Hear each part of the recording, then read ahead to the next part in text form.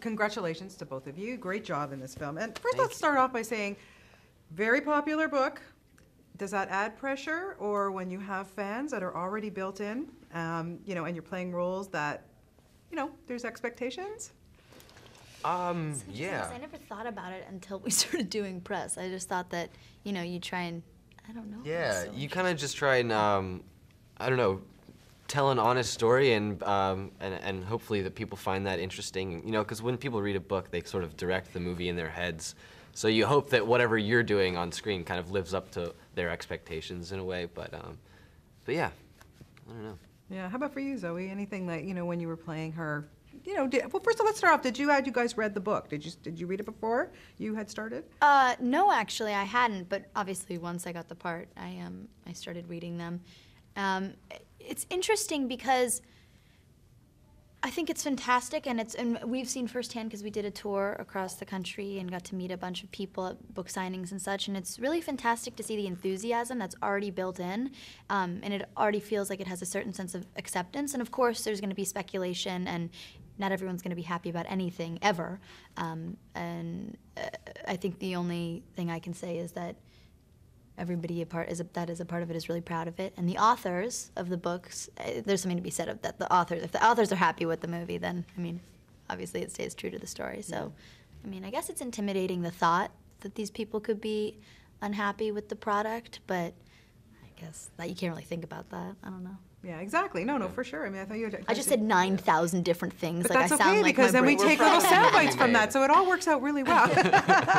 No, it's great. So let's talk about, you know, playing like this guy. He's, you know, he's pretty cool, but his mother is kind of, you know, what's up with that? I mean, really, you know? I don't know. Yeah, he's as confused as you are. I mean, I think he's just such a fun, lovable character. I had a great time playing him. He's sort of got this rebellious quality that he and Ethan share. You know, they both want to eventually get out of Gatlin, and they see bigger things for themselves. And even if he doesn't really think it's possible, and he's not quite as intelligent or as well-read as Ethan, you know, he still gets that there's something more out there, and that this small-town life is not for him. And so, and he's It's just fascinating that he overcomes his mother, who, generally speaking, like, you know, sometimes people nurture versus nature, but it's very interesting that it was written that way, that he's so different from his mother, he's so turned off from Yeah. I mean, that's what I like, and that's one of the reasons that he and Ethan are such great friends. Like, that's one thing that they really share in common, one thing that kind of keeps them both going. Yeah, there was a good relationship between you and Alden, which we'll talk about in a second. I want to talk about your character, Ali, because you, of course, get to play the bitch, the mean girl. I mean, how much fun is that? Seriously. Well, it's very fun. I get to ruin fake relationships instead of real ones, which is nice. You know, as an 18-year-old with crazy hormones, it's nice. I get to do it fake. No, I thought it was really fun for me and exciting to get to say to myself that these people in my life who were mean to me in middle school or whatever, they were there for a reason, because I'm a firm believer that everything happens for a reason. And sometimes when something that bad can happen to you or people are that mean to you, you can't really see the light at the end of the tunnel. You don't really understand why it's happening. So it's fun for me. I got to pull from real experiences, and it was fun. I'm defensive of her, and I while that being said, I understand her position in the story, because you have to understand why you're there, and it's to show the audience, in my opinion, why one of the reasons that Ethan is so disdainful of his environment. See that word I used? Disdainful. You impressed? Yeah, Okay. I was really impressed. So I mean, and she kind of represents everything that Lena is, and she's manipulative, and she's entitled, and she's spoiled, and she's kind of very close-minded. So yeah, it was fun though. Fun one to play for sure. And do blondes have more fun? You have to dye your hair. No, they don't. People are very mean. What? They don't have more fun. And people are mean to me. They definitely don't.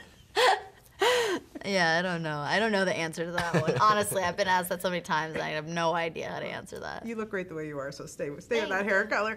You guys get to work with such amazing cast in this. Mm-hmm. I can't even, you know, the veteran actors in this film, unbelievable. I mean, you, Emma Thompson, really. Like, what was it like to be on set with these actors, and what kind of, as young actors yourselves growing up, what do you learn or take from these people? A lot, actually. I mean, that is just one of the greatest things you can ask for. It's like an acting class that's free, and it's like the best No, one that you we're can. getting paid for Yeah, it. you're getting paid to be at this amazing acting class with these people, and you just get to watch them work. And Emma Thompson especially, she just has this real maternal quality about her, and just was very nurturing. And there'd even be times where she would give me direction, and I'd look at Richard, and he'd be like, "Yeah, let's try that." And so it was really good. It was a very collaborative process, and she was very open.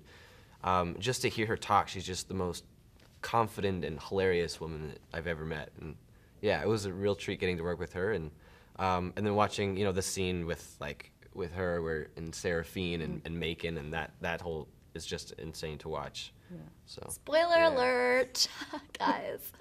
And you shot in New Orleans, so you must have Yeah. had a great time offset, I would think, with this whole cast. Yeah, definitely. It's Yeah. funny because you kind of, sometimes people call like making a movie the first day of a movie. It's kind of like the first day of high school with money or whatever. But for me, it was like Thomas always says, it's like summer camp. Like it was really just everybody got along, and it's scary because you never know what. I guess you just don't know what to expect. But we all got along really well, and Thomas and I had a lot of downtime because we obviously weren't in every scene or everything. So it was fun because you're in such a cultured city. There were so many things to explore and learn about and see.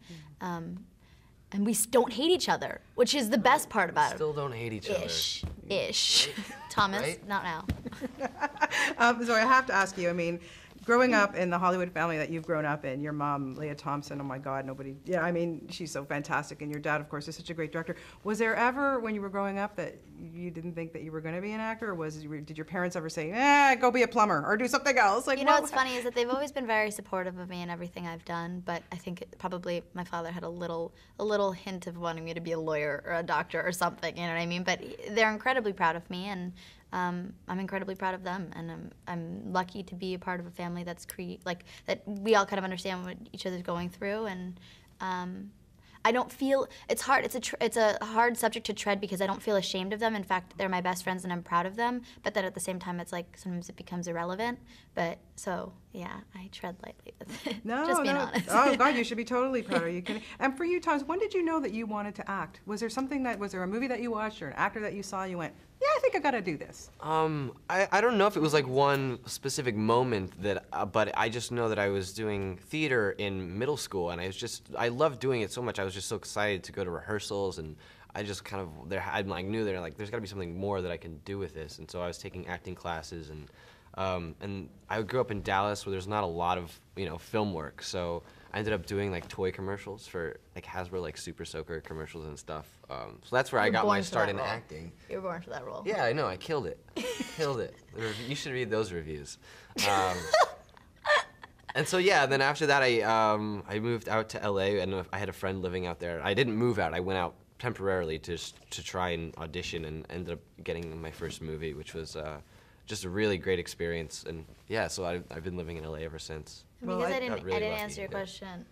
I have always wanted to be an actress, and I know that's kind of a question that people are always like, is that because your parents? And I can't say, nurture versus nature. I feel as though that it is both, and I've always been kind of dramatic and enjoyed making people feel things and having the chance to tell stories and to be a part of a creative process in feeling and making people feel things and escape kind of is like a dream come true, and I hope I get to do it for the rest of my life. Well, I hope you both do too. You're both fantastic in this movie, and you're just lovely, lovely people to talk to, and have a wonderful day today, and best of luck you. with Beautiful You Creatures. too. Thank you. Nice talking to you both. Thank you.